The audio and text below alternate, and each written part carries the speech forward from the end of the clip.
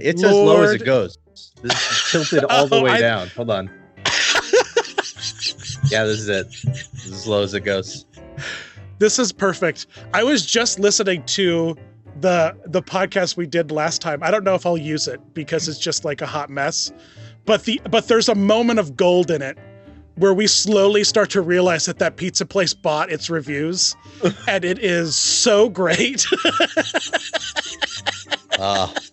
I totally forgot that that's around here. Get me some Brazilian pizza. Just the absolute worst. Oh my God. Have either of you seen Zenimation on Disney Plus? Yeah. I watched the water one. It's weird. Yes. Okay. Who is this for? Because Kev, I know you haven't watched it yet, but all what right, is essentially screw me, I guess. I'll just No, actually, it's a pull real it up easy right now and watch it. Introduce. It's the first one's like 4 minutes long and it's about water. All right. So it's like, this is what they're pitching you. They're like, just relax. This is a Zen moment for you. Take in the sounds of the earth or whatever they're trying to tell you and Zen for a moment. And then they present you with a 4-minute barrage of emotionless sounds. Yeah. It's just, and from 3 films, even though like the topic's water and you think, oh, Disney, water, there's so many movies you can draw from, but all it draws from is Little Mermaid, Moana, and Frozen 2. No Nemo 1 or 2. And all this, all the elements of the entire show, it's just scenes with water in them, with the score and the audio removed, and it's just environmental sound effects and it's just all environmental sound effects. That's all it is. So it's just these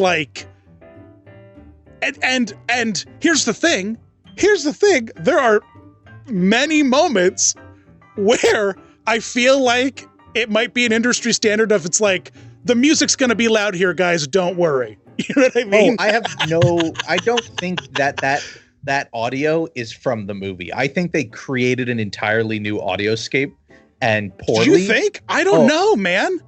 Kat and I were watching the it the other audioscape night. that I'm listening to right now. Are you listening to the first one? I'm watching it. Yeah, this water is definitely fully just for this. Yeah. It is not at all from the movie. They went to this is a professional Foley booth, and somebody's watching the animation cut and going through and making the splashes as someone rows or hitting it. Yeah, but isn't that what they did for the film originally? That's what I'm saying. It's like this. It's just that track. It's so disjointed. Rob, if they were doing this. Rob, if they were doing this for the purpose of if they were doing that, why not tell a cohesive 4-minute water piece? And because otherwise? I love this. I don't know why you all think it's so weird. Well, for me, the weird part I love it too. It's just not Zen. It's just so mismarketed. Well, that's it. One, it's why so is it only mismarketed. 4 minutes? Make it 10 minutes. You've got 10 minutes of footage. You could do longer than 10 minutes. 2, it's called Zenimation, but like half of that water episode is like Moana getting like just battered by the ocean, or like Elsa just in a raging ocean. It's the opposite of Zen. It is just chaos. It's 30-minute jump cuts. If they did just chill water, that'd be great. I'm not thoroughly convinced that this isn't the first thing a Disney AI made.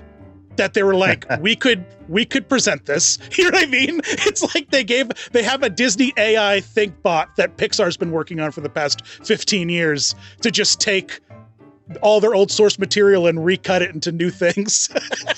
Have you ever seen those YouTube videos where they redo all the audio of like a band playing, but they make them sound like they're terrible?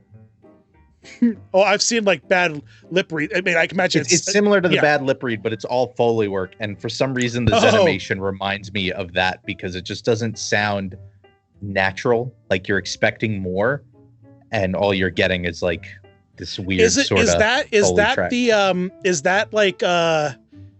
the equivalent of like Disney Koyaanisqatsi?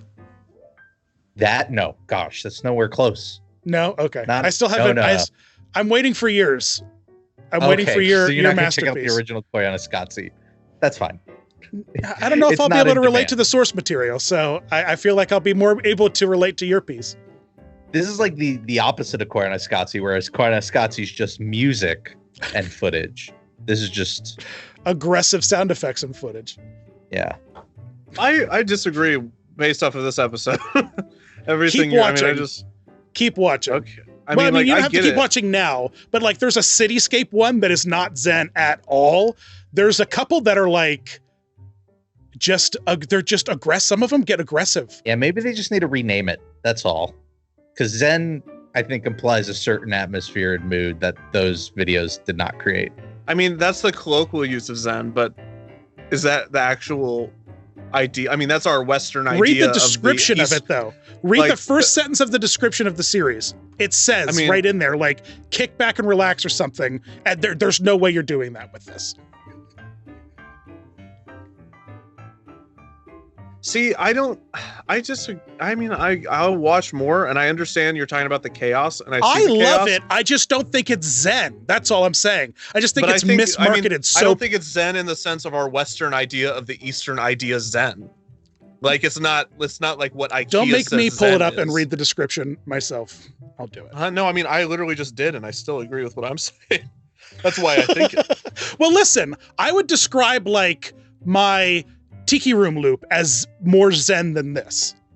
That's what I thought it was going to be when I clicked on it. Yes, that's what I was like, oh God, they cornered in.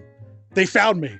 Disney I found don't know me. enough about like the literal idea of Zen to say that though, but I think the Zen you're Unplug, saying is relax, Zen. and refresh with senses for a moment of mindfulness with Walt Disney Animations. I don't feel like any of those things are possible. But I don't think the relax and refresh and like mindfulness isn't just necessarily always tranquil. I think with that, the idea behind this was let's add some chaos, like because you're being mindful. What I would Like, rather is that each of these episodes were framed by like a sound designer telling you how water's used in movies. And then being like, boom, boom, boom, boom, boom. And then like a cityscape guy being a sound designer being like, here's how you design the sound of a city from nothing. I would rather it be something that's like an that. entirely different show. Like Well, why? I you're saying, know. I would like them to not make this, please. Well, I would think that I would like them to make better use of this But what's material. the better? I'm so confused. Is the better you like that's like saying why do people keep making which I guess is an argument like stop making Star Wars because I like romance movies. But people like Star Wars. Nope, I don't. It's Make okay. something else. Okay, let me say this. use that it's camera like and shoot it's like 30 it's like someone took all of the aggressive experiment segments from Bill Nye, removed his voice out, removed the wacky sound effects, and it's just a jump cut of tubes bubbling and stuff. You know what I mean? And then it's like the what I'm saying is that the source, the material could be better crafted. You know what I mean? I would less prefer a science-y show about watching tubes bubble versus the context that could be put around it. Does that make sense? No. I'm saying if you give me an Oreo, I'm going to split it open and eat the cream. That's what I'm getting at here. I don't know. I've been skimming through the whole time you two have been talking, and I think Cityscapes does a better job of it because there's way more variety for one, which is nice. But there's also a second water episode, and that water one is way better than the first water one.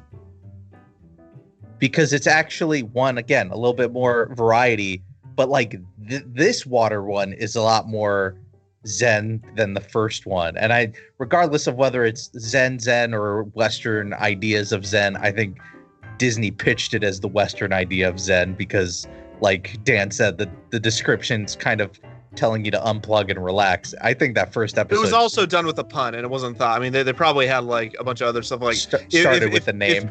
If ambient music ended with an it's like N, they have a then they room. would have just... They just have a room and all the walls are whiteboards. And in there, written, are just lists of names for things. That's literally what it is. So yeah, I'm sure it is. That's how. That's what I'm saying. I'm sure it is. I'm sure it is. Right. When Right. So, I mean, or in Rob's case, we just give him a bunch of good ideas and he decides on whatever his own was in the first place. Yep. They also should just be longer. That's the other thing.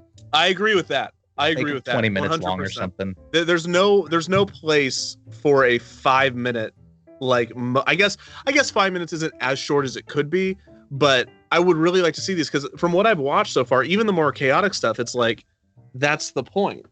You know? Isn't that the misconception though of YouTube right now, is that 10-minute mark? Because like the average YouTube user is only watching like between 30 and 60% of the video to begin with, right? Like no one's really very few people are watching the whole thing, right? No. No. I'm gonna stop you right there. That's not the case. It's either someone watches the whole thing or someone turns it off in the first minute, and that's why you see an average of 10 minutes. That's not a median. Well, what I'm trying to say is that like your channel is kind of based more on view time. The more time you keep people engaged on videos, the more time they're spending watching your video. Because if you look at analytics, you get a second-by-second breakdown. Yeah, and my second-by-second breakdown has, in the first minute, it goes from 100% to around 60 or 70%, and then it maintains from 70 to about 50% till the end of the video. And the moment my credits hit, it goes down to 20%, and then as the video goes to the end, it goes down to 0. So it maintains about 50% of the people. You are a bad example of this, Kevin. You are a bad example of what I'm about, because you have developed a different fan base. You have a different fan base than like Rob and I do. It's just different. It's just it's just different. It's like apples and oranges. Your fan base, you drop a video and they're all watching it. Like they're all on the Kevin train and they're ready to be sass some more. You know what I mean? Meanwhile, Rob and I, it's what is your subscriber, like 10, 15% engage? What? Like how many subscribers? Like I have like 10% of my subscribers, I think my views come from subscribers. It's like, well, that's another metric. I'm not sure what my number is for that, but I'm digging around for like view, I'm just saying, retention. Kev, I bet your view from subscribers is like blows mine out of the water. I mean, it's like 45 to 55 subscribed, unsubscribed. That's crazy, dude. No, for me, it's like 1090. Yeah, because it's all search based. Yeah, like ours is all sharing and recommending. Yeah, and so I think that with Rob and I's channel, it's you got to keep the watch time. It's all about how long they're watching your videos, and I think you can keep people watching longer in like a 15 to 20 minute video versus a 10-minute video. And regardless, if your content is more consistently 15, 20 minutes, then if it's interesting and people are engaging with it the same amount of time they're engaging with it now, that's going to bring your watch time up at least a chunk, and thus recommending you. You know what I mean? I don't know. Yeah, well, no, I know watch time plays a huge factor in it, and you can get more watch time with 20-minute videos than 10 minutes is all I'm saying. So my graph looks like imagine, I don't even Welcome know. to Disney Business with Rob, Kevin, and Dan. This isn't not Disney, but like our business.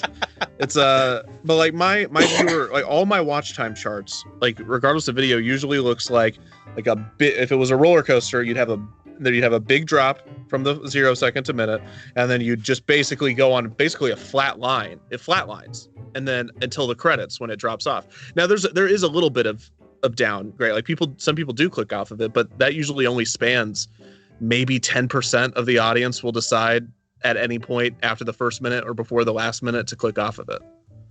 Is that the same with you? No. So like if I just looked at a couple. So like I have a more recent one I did, which was like on Reedy Creek, and that was 20 minutes. It's kind of like what you just said. It starts at 100, it'll dip down, and then it stays very consistent towards the end. But like I just looked at the Mosquito one, and that one starts at 100, and it actually gradually over the first minute drops to 70. And then from the first minute till like the last couple of seconds, it goes from 70 to 30. So it's a continual downward trend as people, I guess, find moments in the video where they're like, all right, I got enough. And then they close out. And I wonder if that's because most of the people viewing, like if I look at that, my audience that's 92% unsubscribed, 7% subscribed. And then, it's like a little extra there. So like, most people don't know if they're totally into what they're watching, and then I think at some point they just. I mean, if I had to speculate, I'd imagine that's because of the type of content that you produce. I mean, that's the you just found the answer. It's because when people when people click on about probably 75% of Rob Plays videos, they're going looking for the answer to the question you posed in the you know. Right. And what you do, which is really smart, is you give them the answer up front. So it's going to be like, and so you know, people do. Why is bacon delicious? Because. Yeah. Stay tuned. But you always make, like, if you have a lead in, and you're like, you know, when you said, like with your Andy's video, and that's not even a good example. I think with those videos of like, how does Disney World take away their mosquitoes? And I don't know if you said in the first few seconds there, if this is how, probably not. You probably explained the whole thing, right? Yeah, that one's a little tougher, but like, yeah, I know what you're saying. Like if there's a simpler answer, I give it up front, which is smart. But go into depth. even then, on the mosquitoes video, on a different video, people click on it because either they've searched for this answer, and that hurts no get out when it comes to watch time, is because when people are searching for things, they certainly don't care about you at all. Like, but if they click on it because you've posed the question in your thumbnail or video, then there's still a chance that all they really wanted to know was the answer. And so once they feel suffice in being like, okay, why does Disney water smell different?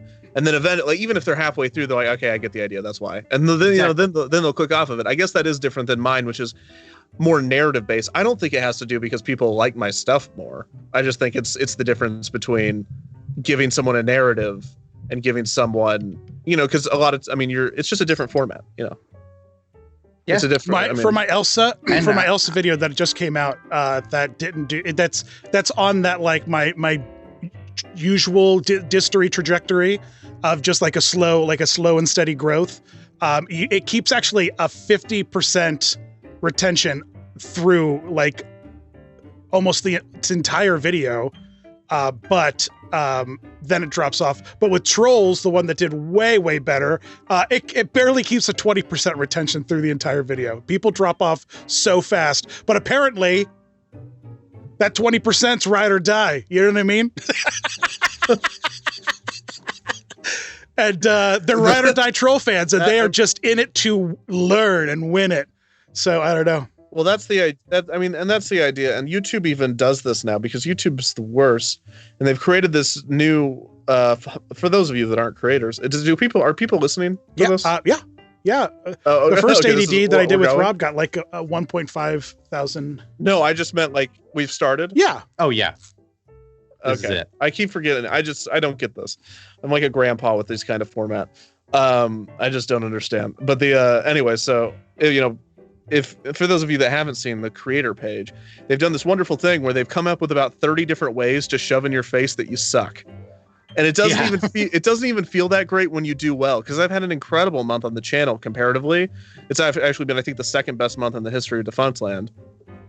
And I still don't feel nearly as the good I feel when going on that page does not at all equate to the bad I feel when I'm not doing well. Because when you're not doing well, logging onto that page is like walking into like a Wall Street in like December of 1929. Like it's you walk into the office like, oh, well, I hope it's going to be a good day. And just they're like, holy cow. Okay, everything's going wrong. Watch time's down. Views are down. Subscribers are growing slower. People are clicking on the video less. Holy shit. And then every so often it gives you a little pop-up thing that says, do you understand why your channel's performing the way it is? Does anybody know? But then what it does is I think enough people complain where they're like, okay, we'll throw them a little bone. And so like one of my videos is doing really well, and I have a really terrible click-through rate. And then I click on it. I'm like, why do I have a bad click-through rate? And they say, we're showing your video to a lot more people. So your views are great, but the click-through rate's just naturally going to be lower. And I'm like, why do I even need to know any of this? Like, yeah. But you know, but so to talk to Dan's point, that's what happens with those videos a lot. Is after a while, YouTube doesn't care, I think, about the algorithm. Like, you know, watch time is great to get the video rolling, but like when a video is starting to do well, YouTube has like proven effectiveness and then it's just going to shove the video in a lot of people's faces. And the algorithm, at least recently, has come to understand that just because it shows it to more people doesn't necessarily, like, it retains that original, like, okay, there's a group that likes this. The algorithm goes and searches for that group, and it understands that it's going to hit dead ends in that search, but it's not going to punish the video or stop trying to find that audience. Does that make sense? Yeah.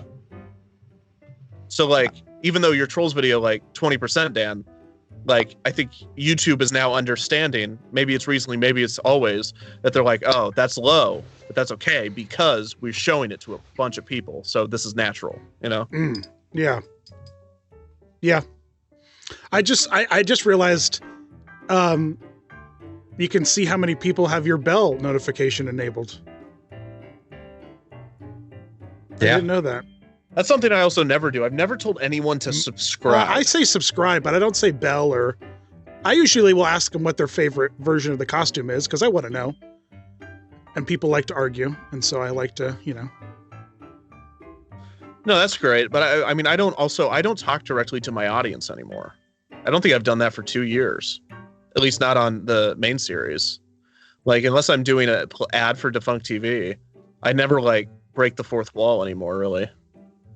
Did you see they added a thing that shows you what time of day your viewers are watching YouTube? Terrified. I don't need to know these things. Ooh, where's that? This is the YouTube thing where they think of the analytic first before they think of the reason for the analytic. No, that sounds like, that okay, sounds perfect sense. This though, one could be useful. because it's when you drop your videos. This one's drop your videos, then right. Exactly. You're going to get the most. Where is it at?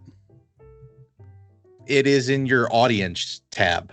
And it just says, it does say experimental, so I don't know if everybody's getting this. I have it, yeah. But how do you like that, 12 to 6? When I worked in ads, it's very similar to the way it just breaks out the entire, like, 24-hour day by hour, and then it's just all color-based, too, which is also something that they're actually really good at, is visualizing the analytics in a way that you don't have to just stare at a bunch of numbers and go numb. It makes sense. But that's also the sort of thing, though. This is useful. It used to show you when most of your viewers were watching your videos, which is one of those chicken and the egg things. If I'm putting out a video every Wednesday at 11 a.m., hey, what do you know? The data shows most of my viewers are watching my videos Wednesday at 11 a.m., which then tells me nothing in terms of what do I need to do. Congratulations. So, you know when I release my videos. But, exactly. So that's kind of like where YouTube occasionally is just like, here's the data, but they don't think through like whether you need it or not. And they just need to sort through it a bit.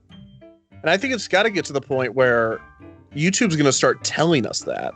I think that could be tomorrow. They could put out there on the homepage, like, here's our suggested time for you to upload. And I don't think anyone would bat an eye. I think that's something they probably will start doing. Recommended. Like, right, here's your recommended time to upload, because they're so involved with us now. And like, we're going to help you grow your channel. And it's like, I get it, but also I don't play that game, you know, like I'll play it enough, but I don't worry about it. Like I'm of the mindset, you know, like Rob, you and I talk about that, and Dan and I talk about this, but you know, Rob, you say this a lot, as quality wins out. And I mean, that's what I believe that. And every time I do really well, it's just I just try to keep doing what I'm doing. But like, you know, in December, like this, you guys know, and we all faced it, in this winter was like, or not winter, but fall of 2019, views were like basically in the negative. I felt at some points. Like it was really scary, for me at least, just because, you know, like, you know, I'm fine. I got Patreon and we do okay at Defunct Land, but I also got people that I'd like to keep giving work to. Right. And just that was the first time where I was like, oh, this is kind of stressful from a business perspective, because, you know, I don't want to be like, hey, sorry, I can't have you edit any videos for the next few months because I just can't afford it. Well, that's getting too much in the business side of it probably, but anyways, but then, you know, I see it doing really well, and it's like, you know, that was also during a time where I specifically was doing a lot of the early season 3 stuff, which, see, my Defunct Land season 3 is all about like the Ferris wheel and the fair that nobody heard of, and Walt Disney's home park in Kansas City in the early 1910s. And like, that was hard because I was like, I just want to be done. Like I just not I love these videos and people like them, but I want to go back to doing random stuff. And then of course, like Is that the quote for season 3? I just want to be done. I just want to be done with this. But like I love it, and I have something I want to say, and that's the problem. Is I'm like, oh dang, I'm an artist now. I was just making silly roller coaster videos, and now I'm like, but I have something. That was your mistake. That was your mistake. Like, but I have something I would like to say, please. Oh my goodness. I think I have an idea. That was my fault for ever having an idea. That's why I don't have Kevin, are you wearing a hat too? Smarter. Right now? Can you put No. one on just so that we can feel united in wearing hats? Yeah, sure.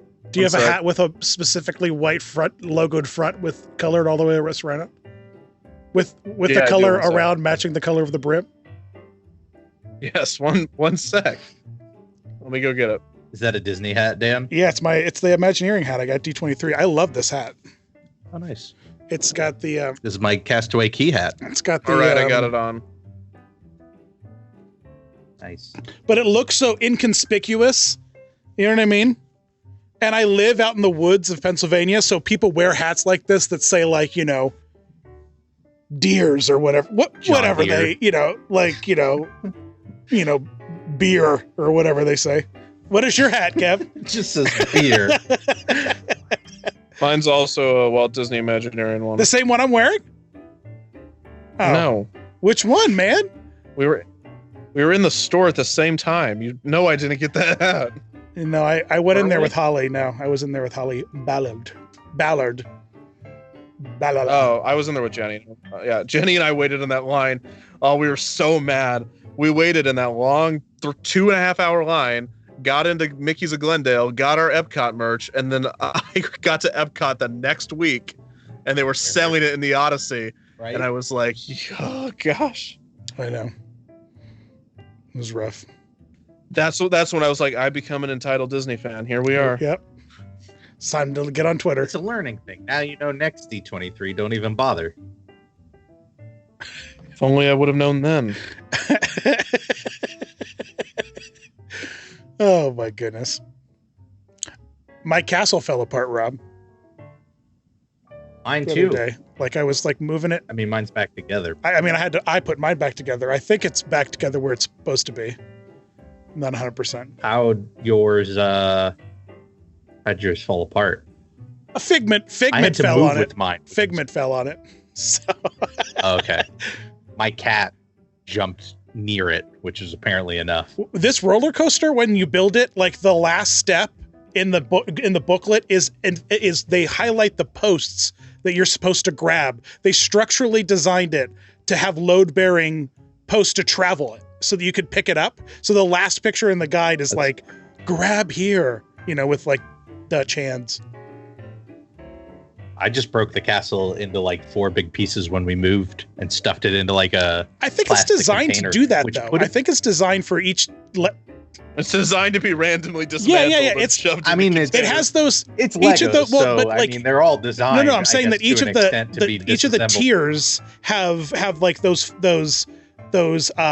connections. It makes it easier for Yeah, that sure. are all like.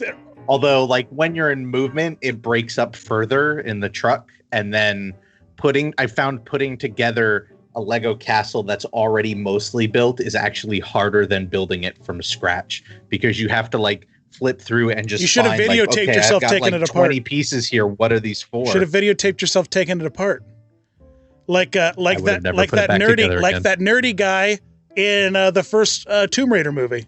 You know what I mean? He's taking all the screws out and he's put them in specific locations. Come on, Robert, I know. Haven't seen it. Sorry. I call the absolute The first Tomb Raider, like the Angelina yeah, Jolie bro. Tomb Raiders. Yeah. Nope, haven't seen either of them. I didn't even play Tomb Raider, but it was just like it was just cool that a video game movie was out. Well, Was it ever cool that a video game movie was no, out? I was gonna Yeah, say sure. most I video was like, games. that was not the first, and there was definitely no. Also, novelty. you got Sean Bean in it. You know, you got Boromir in there getting killed yet again. Yeah, I never played the game, so I wasn't interested. 2001, so it's high school. Yeah. I don't know. Wow, I forgot they made these What made movies? Tomb Raider movies. Remember when movies were made? Before the streaming days? Remember movies? Theaters? Yeah, we took a family trip to Vermont for a house. First off, just word of advice: if you rent a home for a week, it's a super affordable vacation. It's great. Pick some random place that's got like a couple quaint towns you can drive to, and just like rent a mountain house. It's like it's like less than what a Pop Century would cost for a week, and then just eat local and shop local and have fun. And, and just if you enjoy the company of your family, if not, this is the worst vacation you could possibly go on. No, but I'm saying but I'm saying you could do a whole house for your family and not like the rest of your family, but just your immediate family, like a family vacay. Anyway, more of the story is that's only if you enjoy your immediate family. You could do it solo too. You know what? Do a romantic house rental vacation or something, I don't know. I don't know. I don't even remember what story I was telling. I got so distracted by the thought of blueberry pancakes. I can't stop thinking about blueberry pancakes right now. And when I was in Vermont, holy smokes, guys, they have... Wait, Dan, are you okay? Yeah. Does your left shoulder hurt? Also, when I was in Vermont, I had a margarita made by Vermont distilled tequila that was distilled with agave nectar and maple syrup, right? So it was this tequila with this like sweet mapley aftertaste. It was incredible, and they called it Vermont tequila. It was incredible. I couldn't even, it was so great. I mean, name two more perfect things to match together: Vermont and Tomb Raider and Angelina Jolie. No. The house. Rent a house. Oh, but listen, we rented this house. These people are like Norwegian or Dutch or something. And if there's one thing that Europeans don't believe in when they own a home in the mountains is air conditioning. Because they're there for skiing. It's like you know what I mean? So they go there to ski, and then they rent the house out in the summers because they're like, back home skiing in their own mountains. I don't know what they're doing, but they have this home with no air conditioning and did not list that anywhere in the listing. So it was a very humid week with a lot of... Why would we list something we don't have? Right. And they're just like... Submit. Well, yeah. Well, it wasn't, there's a specific place you click on that says no air conditioning, and they didn't. But anyway, it's fine. Okay. So I spent that whole week in the basement. They had like this basement rec room. It was great. And we bought that roller coaster on the way up thinking, it'll be a fun family activity to build this thing all week long. And then we built it, and it's like 4 feet long and 3 feet tall. And like, thank goodness we had enough car space. It took up the whole back of my mother-in-law's minivan. It was insane. Did it take all week to do? Yeah. How long did the castle take?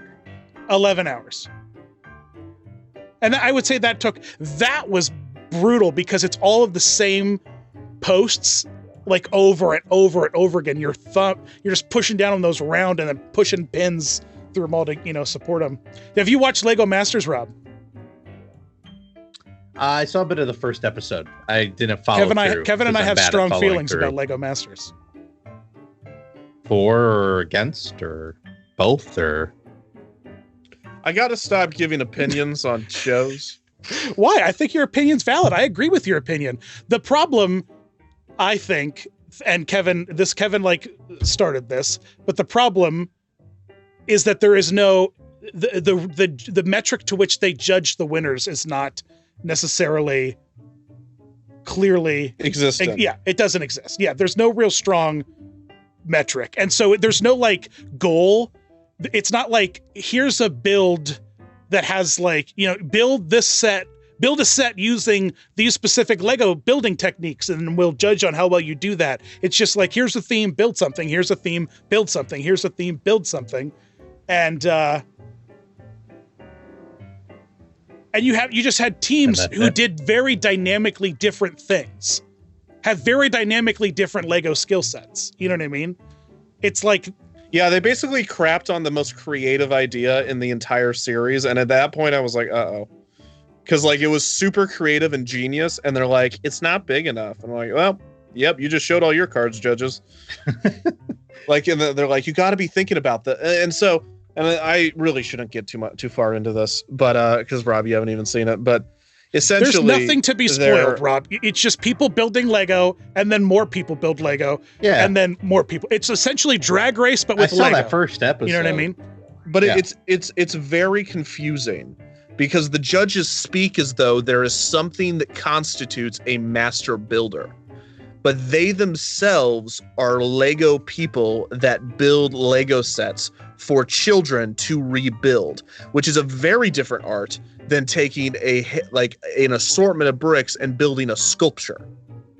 And so they're like, and I'm sure they've done sculptures before, but it's not like they got the guy at Disney Springs who did the Lego store. Maybe they did, and I don't know. And you know what? You make a really great point, because they didn't even say like, hey, each of these sets needs to be like marketable with distinct play features and like needs to have like, you know, they know that they did the opposite. Yeah, there's like, because they didn't want that. Yeah, it's like they were treating it like a cooking show, as if like you could taste whether or not it's like they just had like a big open mouth that they put your Lego set in. It was either like Pah! Or you know what I mean? Like that's like it's just, well, that's the thing with like with those shows. There's generally either a personality that you have to impress that's known beforehand.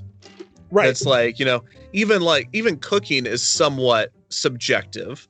But like, you know, Gordon Ramsay, for example, he could taste anything and tell you whether it's good or bad for the most part. But you also know what's going to really impress Gordon Ramsay. Do you think that Gordon Ramsay? You're going for Ramsay. You're not going for Guy Fieri. Exactly. You go to Ramsay, you know that you're going to want some strong French cuisine. Like that's what you're going for. You go for someone like Bobby Flay. It's a totally different. I mean, maybe that bad example, but you know that's a totally different. You make a great point approach there, to what. But like when you're like, hi, I'm the master builder that makes, you know, the Lego set for this. Like I make the Star Wars Lego set. Hi, I make the girls Lego set. And I'm like, oh, and by the way, you're not going to be making Lego sets. You're making Lego sculptures. I'm trying to think of it. It's like if I don't even know what a good example is. Here's a good example. It's like, hi, I'm a 5-star Michelin. I'm a Michelin star chef, and today you're going to be making sculptures out of ingredients. And it's like, do you even know how to do this? No, I know how to put these together and make them taste good, but I don't know how to make a sculpture out of them. I was saying to Kev that like the idea. The better use of that show would have been like, hi, I'm Sven. I designed this set. Let us build this set together. They build the set together. And he's like, now my signature are these 3 techniques. I use this thing. I do this thing. I do this thing. Yeah. Now you build using my lesson to you. And then that's the first episode. And the second episode is someone who does the girl set. Cause each of these builds have characteristically different engineering. I mean, Lego engineering is incredible. The kind of stuff, my God, the bridge episode, it's gonna blow your mind. You got to watch the bridge episode, Rob.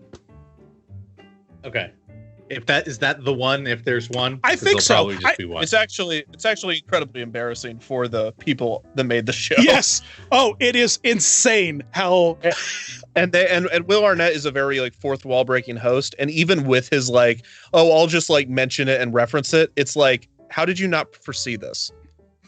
Like, and even then it's like, she's like, we're such a good reality show, and it's Will Arnett being Will Arnett. I'm like, I love Will Arnett. This is hilarious. But also, just because you make a joke about it does not mean did you even test this? Or were you all that bad? And if you were all that bad, who are you to judge? Yeah.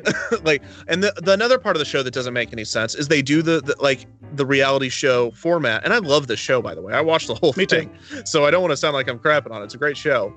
So like they did the reality show thing where they're like, all right, give me 2 judges. I know they'll say, give me the 2 lowest. And 99, I don't think there was any time where it was ever a surprise who the 2 worst builds were. Yeah. Because it was the ones where something went wrong, or where the judges went to their table and said, I don't like this, directly to them halfway through. And they're like, okay, what do you want us to do? And they're like, tell a story. And they're like, what? And they walk away. It was, and so we're not alone, by the way. I looked online and everyone. Yeah, there's even like just but the idea, like language barrier issues come into play too. It's kind of embarrassing. Yeah, for the producers. Well, like I feel really bad because these two just awesome people, and they're second language English speakers. They're a father and son duo that they told them to do a fantasy genre, and they misinterpreted it, and they lost because of it. I'm like, you clearly didn't make it clear to them what you were saying. Like you said fantasy, and you expected them to know exactly what the English word American idea of fantasy genre is. And they did something a little space oriented, which I'm sure, like even if you say fantasy and someone said Star Wars, I would be like, well, it's more sci-fi, but I wouldn't immediately go for your throat because of that, because it is fantasy, right? Yeah. But they were punished for that. And I'm like, you just gave second language English speakers a generic word and expected them to know. But what I was saying before is the big mechanic of the show that really doesn't make sense, and I'm sure it's over my head and there's something else going on, but I was also a casual viewer, so why wasn't this explained to me? So like you have these two judges, and they do this thing they do on reality shows for drama where they're like, give us your two lowest people, and then they tell you which one is going home. And think about that. Rob, what's the problem with that? You have two judges, and there's two teams of the lowest. They then decide which to kick off. Oh, you're gonna run into a tie there. Right, but they never explain that. Because on other shows like MasterChef or other shows, they'd be like that you can assume that 2 out of 3 at least decided that one team should go home. But in this show, one of them, if there was a split, one of them had to convince the other that they were right. Or one of them had to give up, right? Because if there's two people and they disagree, that's the only way to rectify that, unless behind the scenes there was another mechanic where a third judge came in which case, everybody knows the best way to settle a disagreement is just to get to a point where one of the judges go, we're over. We're at time and a half. I want to go home. I don't feel strongly enough. I would have rathered each judge. I would have rathered each judge pick a worse team, and then like the elimination is they give each of the Lego builds to kids for 10 minutes, and which either set survives gets to stay. You know what I mean? or they like just drop the sets, and whichever set doesn't explode, like gets to stay. Like if there was just some kind of like coin toss moment.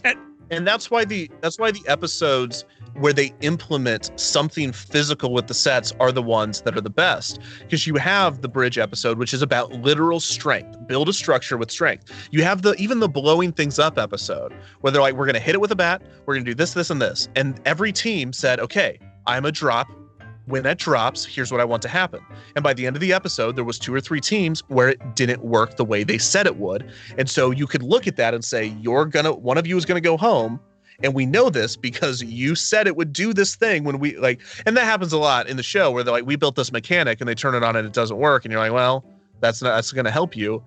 And so, and that's where it's like, it's just, the judges, and they're very nice people, and I read interviews with them, and I feel sort of bad for them because they seem like the nicest people in the world, and they even said how hard it was for them to send people home, and it was clear that this wasn't their thing. They're not professional judges. They work for Lego, but they came off, and I say this very kindly, they seem like very nice people in the interviews and whatnot. They come off like really weirdly rude and demanding, and also completely inadequate in their judging. Like they don't feel as though they do the things they're asking the people to do. Because like I said, it feels like, hi, I'm a Lego builder. I make sure my sets can be rebuilt by 10 to 12-year-olds. Now, please build me a sculpture that can drop from 20 feet in the air and blow up. Something I've never done in my life, and if you told me to right now, I'd lose the competition. So I believe that they go in with a basic understanding of what the challenges will be. They went in understanding that it was a sculpture challenge. They went in they understood the metrics of it, from what I understand. I have, because I have a Lego website. I'm sure everyone knows that. So I have a couple friends, and what I thought was interesting was apparently they were very because they started to search through the Lego communities to find people to participate, and they did the very stereotypical reality show producer thing, where it's very much like, tell me your story, are you happy in your marriage, it became way more about the personality than the build, than the skill, which I think is silly, because there's not exactly an overflowing amount of people who could do what they were doing on that show out there. It's like, and the real talent shone through instantly. You know what I mean? Like, it was. Yeah, in the first episode, you could point to the two people that are going to be in the final three. Yeah. Like, it's that obvious. And but that's, in the end, it's just a frustrating experience, because unlike, and I saw it compared a lot to Making It, which I haven't watched Making It with Amy Poehler and Nick Swardson, but from what I understand, that's very British, Great British Break Off. It's very kind. The competition of it is not the point. It's very light. Mm-hmm. Like, it's not stressful. Making It a lot, actually. It was a fun show. So, but is the time constraint as stressful as it is on Making It? Yeah, absolutely. It's felt. It's felt very much so. Yeah. Mm-hmm. And so I get that, but it just, even in the end, Making It's a perfect example, though, because each of those teams, Making It's a perfect visualization. I've only seen one episode. As a perfect visualization of what was wrong with the Lego show is that in Making It, each of those contestants were specific crafters of sorts. Like, one was a fabric crafter, one was a hardwood crafter, one was a paper crafter. Like, they all had their own thing. And so that's what it is with Lego too. This person's a micro build master, and he can take things and make it specifically small and recognizable with very few bricks. Someone's like a Technic master. Someone's right. Exactly. And so there's different. Someone's good at scale. Right. Someone's good at 3D and that's but in the show they only favored one thing. It'd be like, we like wood building. Oh, why do you like wood building? No, we just like wood building. Sorry, you're gonna pay. Can you think of one relatable public figure that is attached in some way to Lego? To Lego. And I'm not talking, Will Arnett is a good example of getting the digital Lego fans, because digital Lego, but can you think, because what this show needs is some kind of engineering relatability character. You know what I mean? I felt like that's what it needs more than anything. Someone who can. I don't think so. I mean, because Macaulay Culkin. Kev says Macaulay Culkin. He has a Lego room. He builds Lego. When I did the podcast with him, he had the Lego room. Oh, but what is his relatability? What's his public relatability though to Lego? What are you talking about? I feel like the kid from It, who was holding the Lego turtle and dropped it, or Ned. Oh my God, it's Ned. It's Ned from Spider-Man, because he's building the Lego Death Star, right? Like, there you go. There's someone who was in the public eye interacting with Lego. But that's a minor. I thought you were talking. That's what the show's missing. I thought you were talking more like a Neil Patrick Harrison magic kind of thing, where it's like that's just a figure that's known for being. Well, that's what I'm saying. You have to stretch that far to find something. Is what I'm trying to say. Channing Tatum starring in Magic Mike because he used to be an exotic dancer. Yeah, is not the same as the guy from Spider-Man who held a Death Star in a trailer. The point I'm trying to make is that you have to stretch that far to find someone mildly relatable to physical Lego, and that's what the show is missing, I think. I think that there's no relatability to physical Lego in terms of character personality. Will Arnett is. I disagree with that completely. Yeah. There's no one on the show to interpret Lego to the audience in a fun way. The only Lego interpretation you get is from the contestants and these two particularly stiff judges. You know what I mean? And are you saying that the solution to that is to have the kid that only had one scene? I don't know, man. I'm just trying to think of someone. I don't know. It sounds like he's saying. I don't think that's what he's saying. Rob, you and I, let's try to figure out what Dan's saying. I think what he's saying is, I'm trying to think of another Okay, example Adam in another Savage field is my for pitch. what you're talking Adam about. Savage would have been my pitch. No, for here's the example in my mind. If you had a chemistry competition, a show about, all right, you're gonna make something that makes smoke, and you had Bill Nye host it, that would be an instance where everyone goes, oh yeah, Bill Nye and science, and like that's a connection, and we know this public figure, and he's known for that. Times. But like Lego, there's nobody for that. And I think what Dan was trying to say is the closest you can get is the guy from Spider-Man, which is a far stretch, but is also highlights that there is nobody that is known for Lego, because I don't know, that's not Dan, was that thing, a really. joke, or was that your actual thinking that was needed? What Rob just said is what I'm trying to say. So what you were saying is you were making a joke to make a point. I think he was just making. Oh no! I don't I want that guy to. But I'm saying that he's the. Yeah, it's. I think that's. I don't think. I mean, I don't think that's. I like Chris Pratt. I relate him with Lego because of the Lego movie, the same way I relate Will Arnett with the Lego movie. That's what makes the idea of Lego fun. It's not what makes the building of Lego marketable.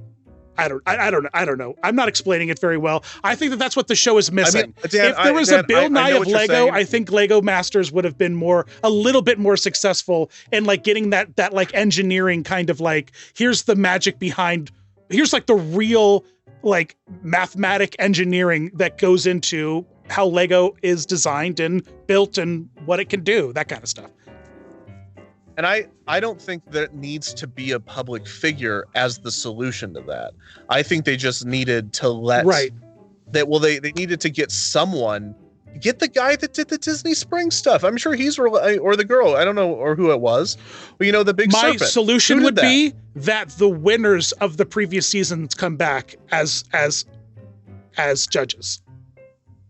To inflict harm on the new, because we trust those people now. We trust them. I don't think Will Arnett was the problem. I think Will Arnett's not the problem. Style. It's that missing. I'm talking about the missing link, and for me, I'm talking about the missing link for me in making it more enjoyable would have been that. Is all I'm saying. I think it was the mechanics of the show for me. Well, I don't think it was the lack of a public figure that related to Lego, because even if he was on and the show was the same, they wouldn't have given him the platform to talk about that stuff. That just wasn't in the cards for that show. That's just not what the show was. So give me that public figure in the show, change nothing else. We would have never seen Bill Nye do his little Bill Nye corner. It would just been Bill Nye standing there and saying, "I'm sorry, but you're no longer a Lego master." It would have been the same thing. The show fundamentally needed some mechanic changes. But hey, it's season 1 of a reality show. I'm sure they know. Yeah, we've all seen season 1 of Drag Race All Stars. It's a hot mess. Season 2's where it's at, baby. And I'm sure, and if anybody that worked on the show was listening to this, as with everything, they know, right? And I think that's what a lot of times, I love talking about this stuff because it's fun to talk about, but I think that a lot of people, when they do these things and they're like, here's how things should be, those people making the things, they know. When you watch a movie and you're like, this part sucks, the person that made the movie very much knows that part's not good, 90% of the time. And that's why when you have this bottle of a person like this, you want to protect them, like the Tommy Wiseau's or the Neil Breens or these people that make movies that are so bad, but they don't, or in many cases M. Night Shyamalan's. They're this. For a while, there are these incredible shooting stars of people that think they're so good at what they do, and the things they make are so bad that you're like, come back. I love it because then I can make fun of it and not feel bad. But for most of the time, when I talk about, because I really don't like The Rise of Skywalker. I think it's a rush, slapdash, terrible blue mess of a movie that is very enjoyable if you like the way Star Wars looks and don't care how stories are told. But I bet more people just need to admit. Which more people just need to admit. People just need to just say, I like to look at aliens and laser beams. And then we'd all get along so much. If they're just if you literally said, I like the way Star Wars look, I don't care how stories are told, then I'd be like, fantastic. I understand you 100%, but they demand, no, this is genius. This is the best movie that's ever been made. And I'm like, look, I'm not one of those people that's like, Moonlight is the best movie because it's deep. It's an incredible movie and it's deep. But I'm not saying I'm also not a person that's like, Inception is just amazing. It is amazing. but I'm not one of those people. It's just a matter of like what you like, but there is a sort like this goes into a lot of my ideas around media, and I don't want to get into that. But anyways, what I was saying is with Star Wars, it's a mess the ADD podcast, baby. You go on whatever tangent you want. Well, then I will, but give me I'll finish this thought. The last Star Wars movie is a mess of a film. If you like it, I love it. I love that you like it. I wish I could like it. I don't want to hate these things. I don't want to dislike them. I want to like them. The fact that you like it so wholeheartedly is incredible, and I never want to take that away from you because I think that's fantastic. But at the end of the day, everything I don't like about the movie, J.J. Abrams knows. If you pull J.J. Abrams aside and he didn't have 1,000 contracts on, there's a 90% chance that I was like, hey, what was up with that? And he'd be like, let me tell you what happened on set that day. These people know. They know. They're smart people. And people don't understand that enough. People that do movie podcasts and commentaries and reviews, they sit in the, it's an ivory tower. The director of Shazam did a great YouTube video addressing specifically that kind of stuff, where he tore. Well, he did it on the other end of stuff. Well, yeah, actually, you're right. No, he did that one too. The CinemaSins thing. Well, where he tore apart his own video, like his own movie, and was like, "You want to know why this was like this? Well, because shit got difficult that day. That's why." Well, yeah, absolutely. And because I think we forgot because we worked hard. And that works really well in the dispelling the CinemaSins myth of like, did you know there's a guy in a cowboy hat in Pirates of the Caribbean? Did you know there's a plane in Braveheart? Did you know and it's like, yes, things are hard to do, or a plane in Gladiator. Did you know you can see the camera in the mirror in the Dark Knight scene with the Joker and Batman? It's like, we know, and those things are easy to dispel because it's like, that's making a movie. The things that we also need to realize, I think, as consumers, is that a lot of times stories don't work. And the people behind them spent 3 years, 4 years doing it. And at the end of the day, they watched that movie having gone through many rewrites, having gone through many shoots, having gone through many edits, and it just isn't the way they want it to be. I've experienced this all the time on a very smaller scale. People that make these huge movies, they know. Sometimes they watch and they're like, you know what? I didn't like that scene. I think that slowed it down, blah, blah, blah, 1,000 things. But, eventually you got to turn the film in. And it's not going to be perfect. And I think that even when people say, here's why this doesn't work from a story perspective, I think a lot of directors and writers are like, yeah, but you go make it. You go try to do it. And I know that's kind of gatekeeping reviewers. I understand the point of reviewing movies. I think it's good. Just realize that they probably know. They've watched the movie about 50,000 times more than you have. They understand everything wrong with it. Anyways, that's my rant. Sorry. I don't even know how I got there. Or in some cases, they've watched it 50,000 times and they don't notice it because you've watched it 50,000 times and you don't have the fresh eyes anymore. Well, and that's just a problem but that's why when you have a director that thinks they're all that, it's so good. Because then you can go all in and here's why this sucks. And it's so great because they think it's awesome. And I do love that you lumped in M. Night with Neil Breen and Tommy Wiseau. Oh, no, I only did that because, and M. Night gets a lot of crap, but remember when he was going around saying he was the next Spielberg, when he was starring in commercials, and he's like, I am M. Night Shyamalan, like giving a signal, and he really did think for that like mid 2000s after Unbreakable and after, the Unbreakable Ghost movie, the one that came before Unbreakable. What is the name? What is the name of this? It's Bruce Willis is a ghost in the end. Sixth Sense. Oh my gosh, what is this movie? The Sixth Sense. Yeah. Thank you. All right. Like, what? It's. We have 15 minutes left before Kevin has to go. I read on the internet the other day that the problem with the Jurassic Park films was they spent too much time talking about how smart raptors were, that they just didn't tell any other story. How? The first movie or all the other ones? That the first movie was great and it did not need any other sequels because all the other sequels just turned into raptors are smarter than dogs, guys. They're intense. These things were still around, we'd all be dead. And that's the only story that the movie's told. Well, has any Jurassic Park movie really brought up anything interesting? The first one actually had like a good message of like, don't mess with nature, nature will find a way. Yeah. And then all the others, isn't that just continuing that idea as nature will find a way? Which I guess the second one was They Come to America. The second, I guess you could second argue one was with that Jeff Goldblum is- and Julianne Moore, and there's like a gymnast Right. kid, and she Yeah. gymnast Right, kicks. and she Yeah. kicks Yeah. the Right. And then the third one is the kid from the Disney movies who lived on the island and survived. I feel like somehow that is one for of those years or things that like something. Spielberg wakes up in a cold sweat. He rolls to his wife, Brenda, you'll never guess of what I just dreamed.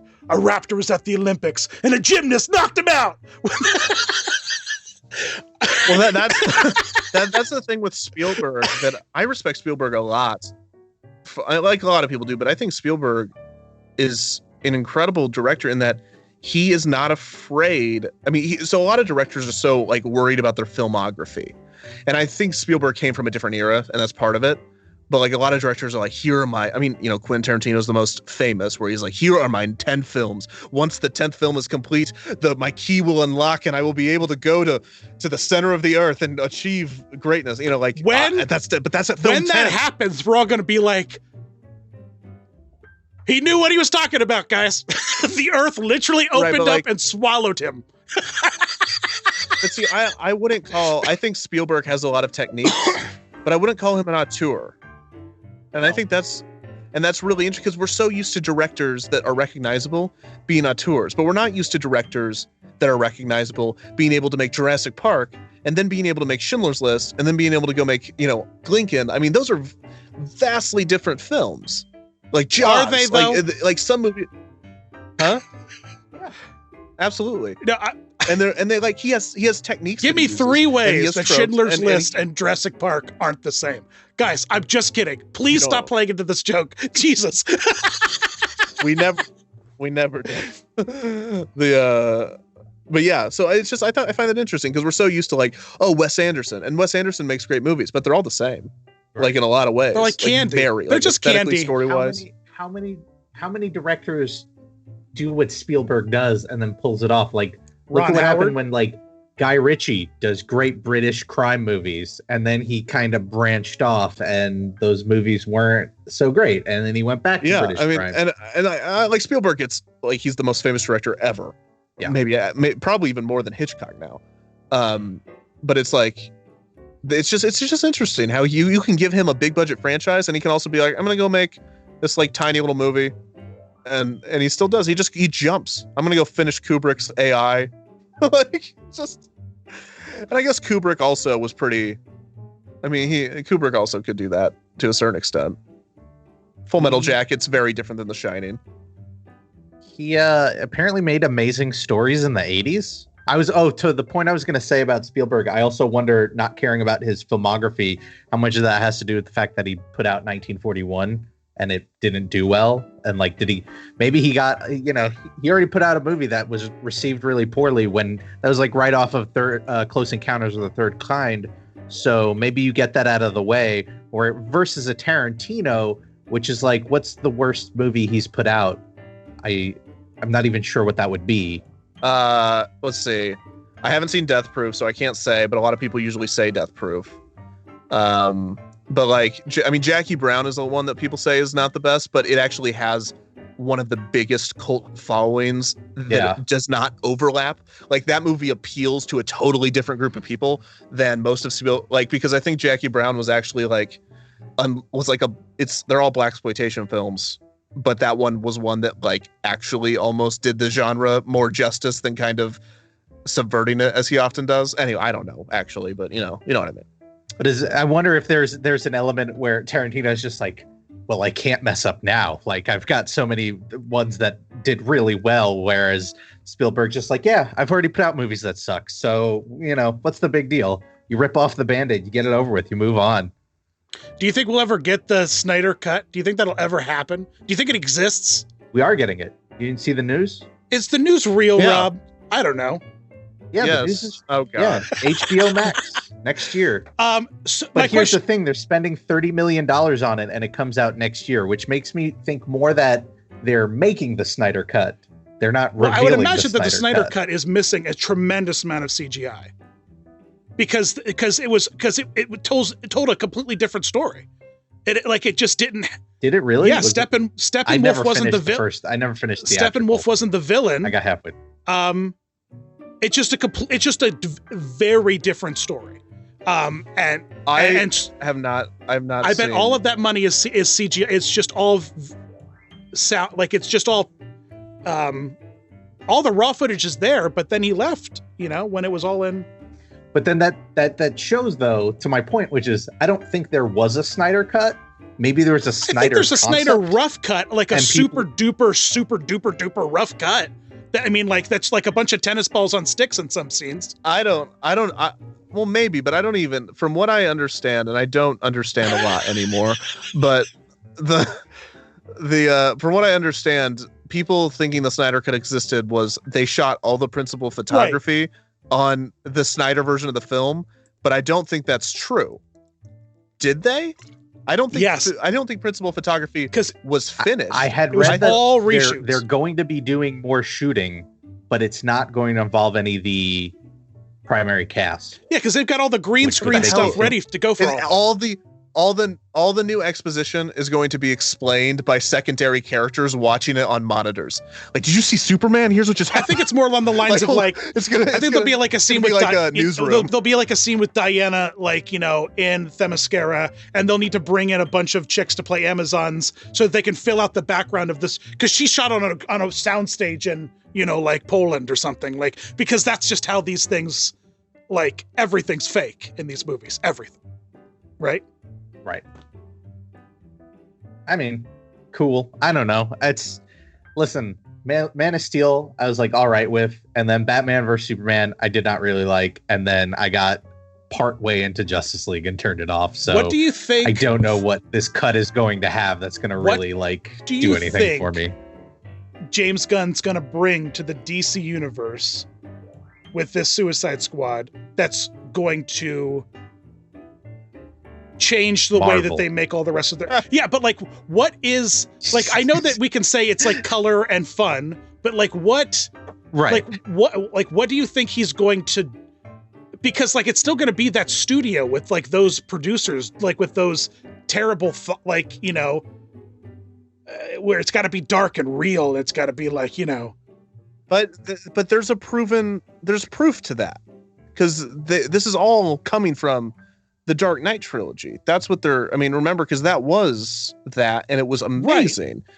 But it told very real stories where there was very little magic involved in the storytelling. And then can you be serious and dark and have magic? Yeah. You can't. You can. I think you can. But not with Superman and Wonder Woman and the Green Lantern. These are bright, colorful, Right. But that's always why I was weirded out that they were even doing Suicide Squad at that point anyway. It just seemed like a weird direction to go in for the DC universe. Well, we're not the first to tear this thing apart, but here's something. Can I say something about Marvel? No one's listening for the context, they're listening for the people. So they're here for your opinion. They've got, if they haven't, they have no left already. The Endgame does not get enough credit for how great it is. It gets a lot of crap for time travel and fan service, but that film, my God, the way it brings it all together, the way it subverts expectations better than Ryan Johnson. Better than sorry, I cannot say Ryan. I cannot say subvert expectations without saying Ryan Johnson. But it subverts expectations better than anything they spoiler alert. They kill the main villain 10 minutes in, and I was like, "What is happening from here?" Even the time travel piece of the film, right? Is not, we got to go back in time and stop the events of the last movie. It's, we have to go back in time to grab to get items back to the future. You understand?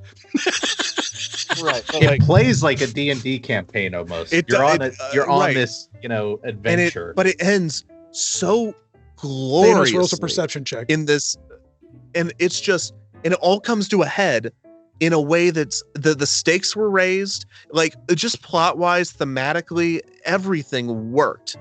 everyone was gone for the right amount of time. Everybody got their own moments. It worked, and it was made in lab, so I get it. Like they hired the community guys, and they didn't push back very often because they were from Arrested Development, and they said, "Great job on Winter Soldier. Do you want to direct more?" And they're like, "What?"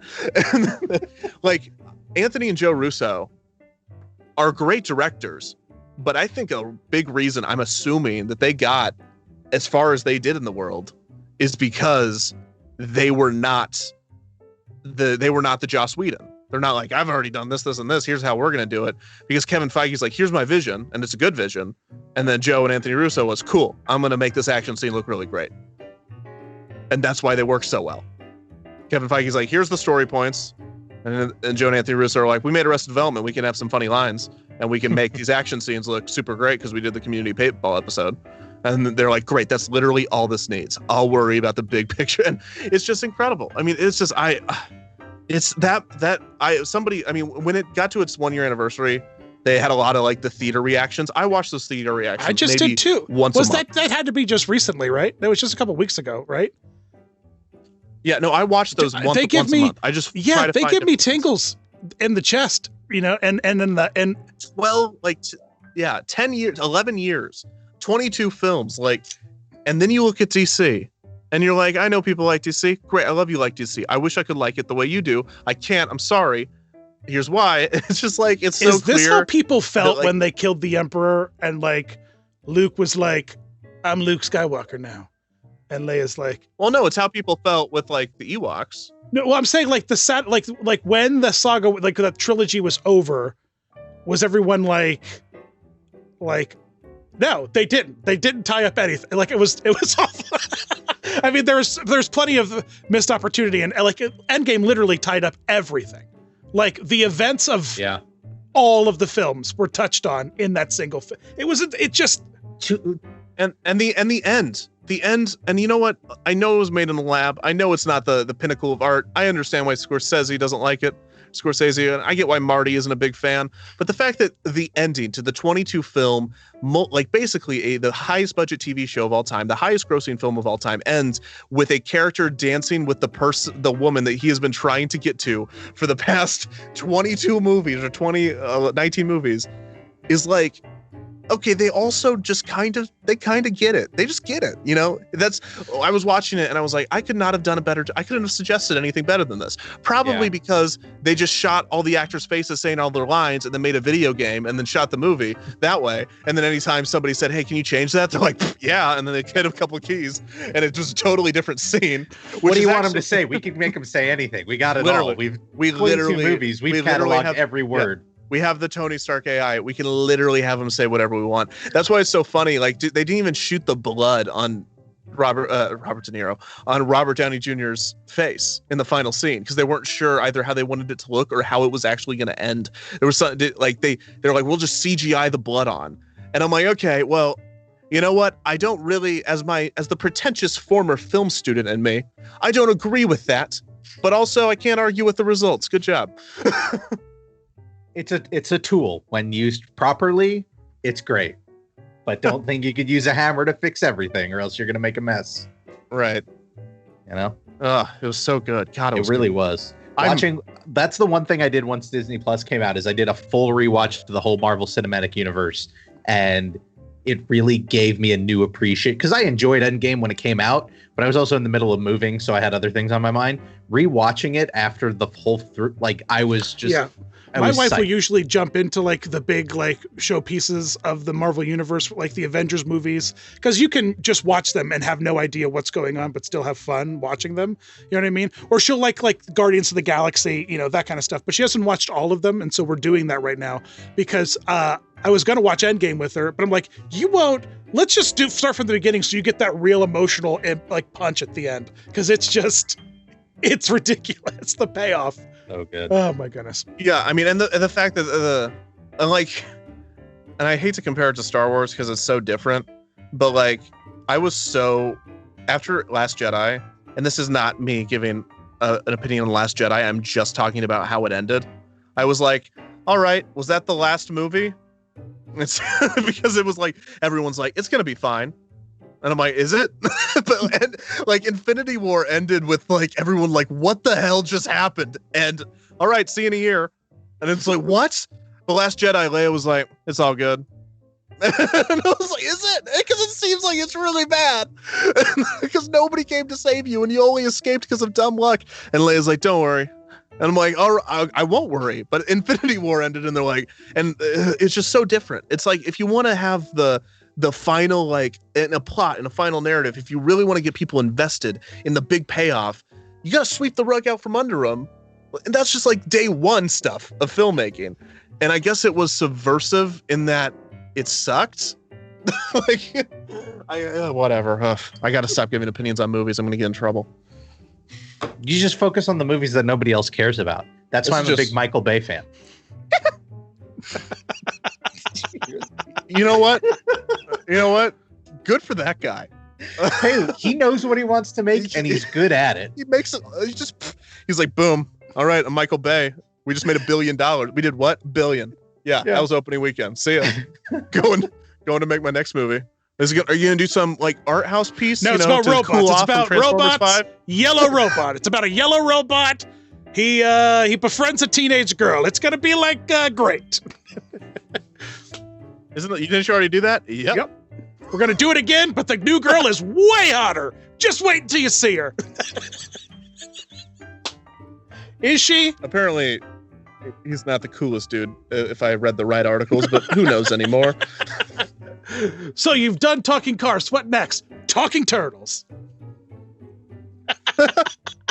And isn't that already a thing? Yep, we're doing. Well, those at least ones. we're gonna get a new hot girl. Nope, same hot girl. Recycled as proof that she doesn't hate me. Thanks for joining me, gentlemen. Sure. I hope that went well. I always feel really bad after that because I feel like I talk too much. This is exactly what it is. No, talking is the point of it all. My biggest regret is I said Michael Bay movies and not Fast and the Furious because I really love those more. We're still recording. Those are all movies that know exactly what they are. You just corrected yourself. And you know what? Their fan bases know exactly what they are. That's the best part. It's like wrestling. That's why I can't stand a lot. I can't stand. That's why I pause when I see a lot of like DC fan people, or Star Wars fan people, or even Marvel people, and any of those big budget things where they're like, "This is the pinnacle of cinema." I'm like, you don't have to do this. Yeah.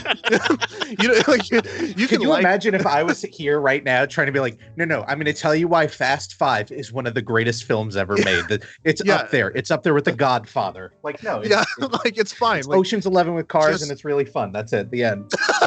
Yeah, it's great. Like, that's fine. And that's another. I love the Ocean's movies because they know what they are. They're like, here's our formula. I love the Ocean's movies. They're great. They're exactly what I want. I just want to see Brad Pitt eat stuff. Yeah, it's just amazing, and that's why it's like I love those kind of things where it's just like people know what they are, they make them the best version of what they are, and then the fans consume them and know what they're consuming because that's the goal. If you're gonna make something, you're like, I put my heart and soul into this. I think this is gonna change people, and someone consumes that and say that changed me. That was everything. Fantastic. But if you say it's a robot and he made a robot, and those robots end up turning against each other and they fight. If that ends up, someone watches that and say, that changed the way I look at the world. That's when I say, what movie you just described? I want to watch it. I didn't. I made that up. Oh, so sign me up. I got to see. Can you write a script? You got guts, kid. You got a story to tell. Can someone have a whip? It takes place in the 1800s, so no one will watch it because YouTube's algorithm doesn't understand how to promote history videos to history audiences. Yes. You might ask, why did you name your park Fun Stop? And I might ask you, why do you have dyslexia? All right, thanks. Thanks for coming. All right. I'm gonna go to bed. Yeah. Or not. I don't know what I'm gonna do, but I love both of you. Can we do this more often? This is exactly what people want. This is how I feel. This is what I want.